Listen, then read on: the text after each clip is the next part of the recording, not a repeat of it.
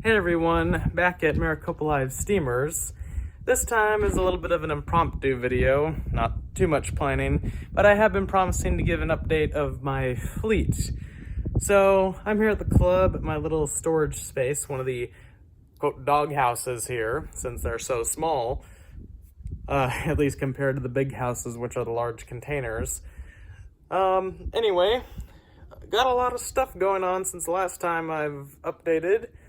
And without any further ado, here is my current train setup. First, we'll start with my train cars. Let's go to this fella here. This is my antique, and I do mean at least antique looking, gondola car. This is not artificially weathered. This is all au naturel.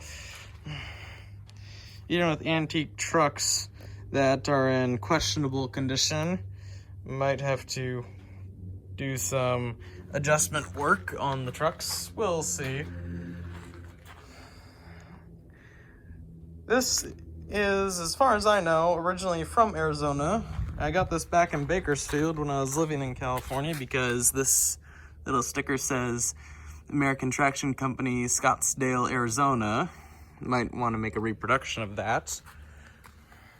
Debating what I want to do with this thing. Right now it's my wood storage car and I think I'll keep it as that. I just don't trust it to run between very heavy train cars in my engine, or any other train cars for that matter. Next we have one of my two original flat cars. Original as in ones that I first built, one of my first projects. Recently added some little stake pockets for detail. Those are from Discover Live Steam. 3D printed stake pockets, delicate as all get out, but you know, what are you gonna do? I'm on a budget here. Plus, I can't really find 1.5 scale or 7.5 inch gauge for scale stake pockets. Not exactly an easy thing to come by. Everything is pretty niche in this hobby. Most of the couplers I have are plastic with a few metal ones, like the one I got in my gondola car here. Got those used from another club member. And the trucks under here and here I got with my Mack locomotive, which is in an interesting state of affairs right now, which you will see later in the video.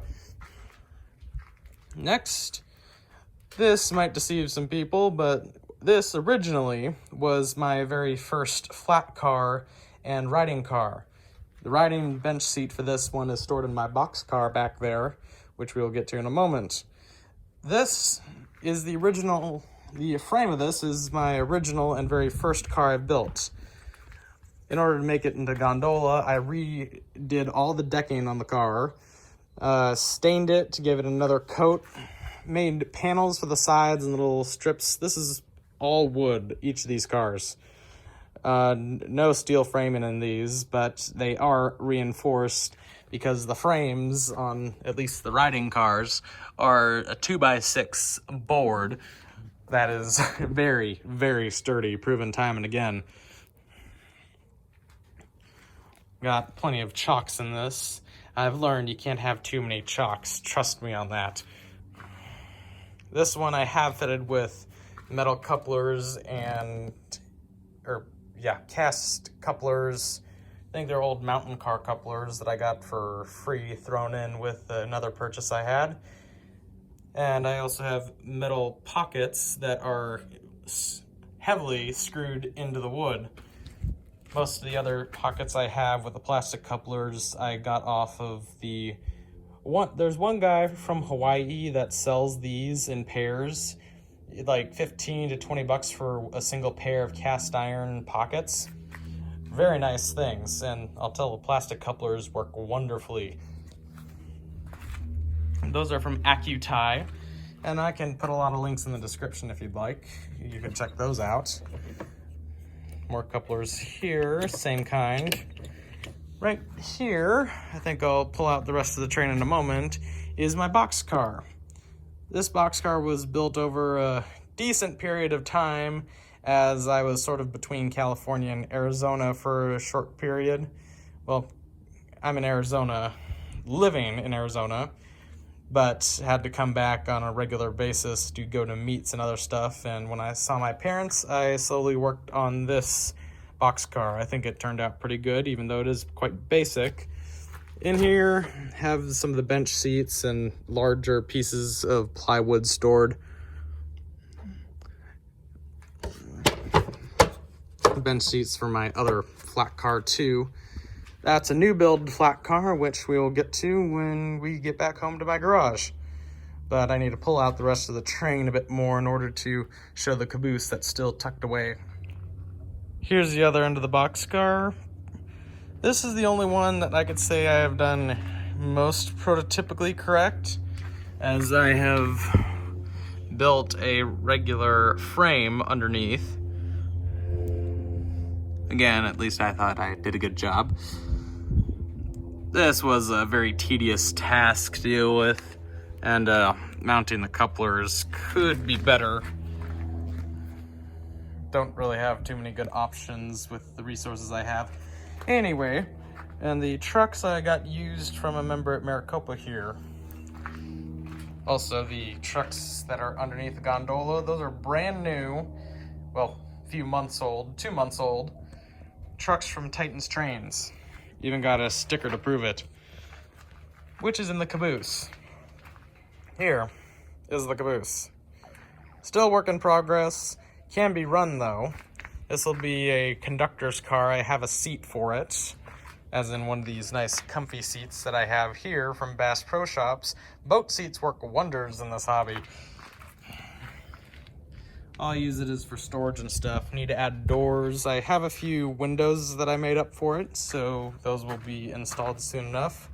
And recently got some marker lamps, one for each side on the rear of the caboose. I have a little battery and I still need to hook those up. Hopefully this will turn into a fairly nice bit of kit. Trucks I got used from someone out in California. And yeah, that's most of my cars. I have one more car that doesn't have trucks currently that is at my place, but we'll get around to that shortly. And I just added a little feature to this.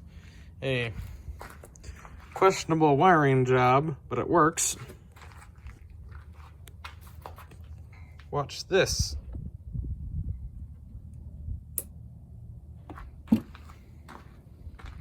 Marker lamps. And I just added windows to the sides, quote-unquote windows. They're just added on extra on top of the already existing plywood. And roof added on top. Doors will be added shortly. I do have the doors, but the only trouble is these are a little too wide. Did not measure correctly, but at least it's better wide than it is having it too narrow.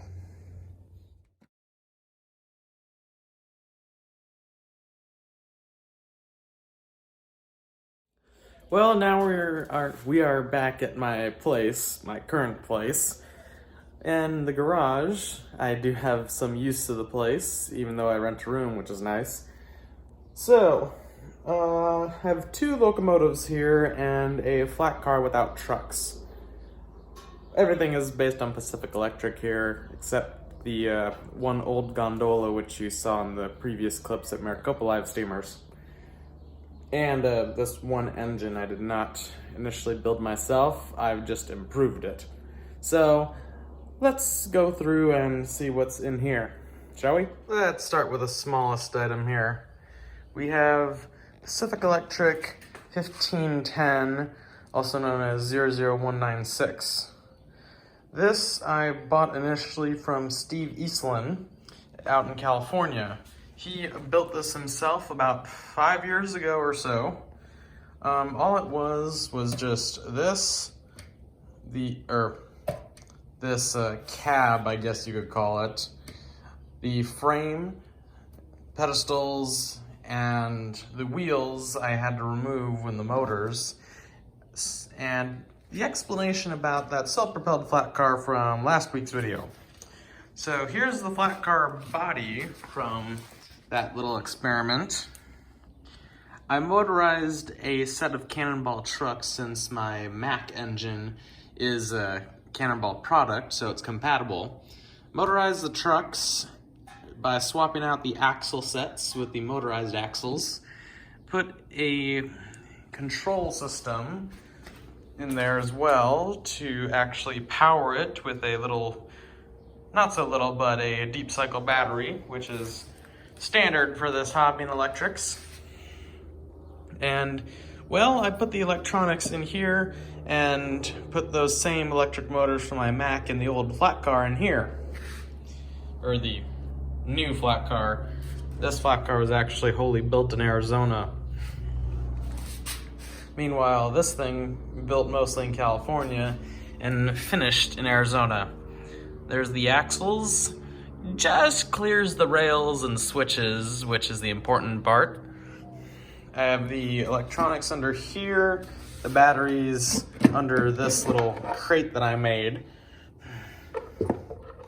Had to do two 12-volt batteries in parallel, and these are just scooter motors. Do that a little bit better. Ah, dang it. I need two hands. Well, you get the idea. Where's the hill? Up ahead there. Right by that large bush.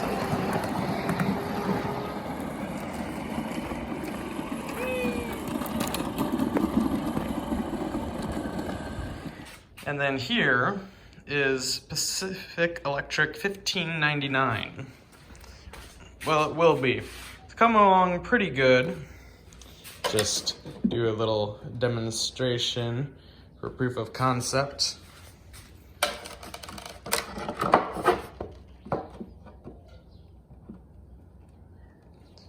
So this is a steeple cab locomotive that was built in 1923 at Pacific Electric's Torrance shops. Little switcher back there was built in 1902 at the Los Angeles shops at 7th and Central. I am a fiend for Pacific Electric. Most of the equipment I have is based on such designs. Very basic right now, will be detailed out here and there.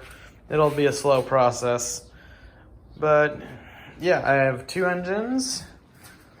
Well, one working locomotive, one soon to be working, and, well, I'll show you what became of my Mack. Not as nice as it once was. I used all the parts and stuff since I wanted to focus more on Pacific Electric. This is a very generic engine, as you can see. These are a dime a dozen, there are plenty of them. But I don't know how much longer I'll keep this. I mean, I will have it around still. Maybe as a load on a flat car or something, just to move around. Here are the hoods for my Mack engine, the couplers and a few other parts. And that is the motor and random axle that came with the number 1510, the little shop switcher. Well, that'll be it for this week. Thank you for watching. Consider watching some of my other regular content, like, share, subscribe, all the good YouTube stuff. And as always, this is Nate's Vintage Trains. Keep it old school. Jesus loves you, and God bless you all.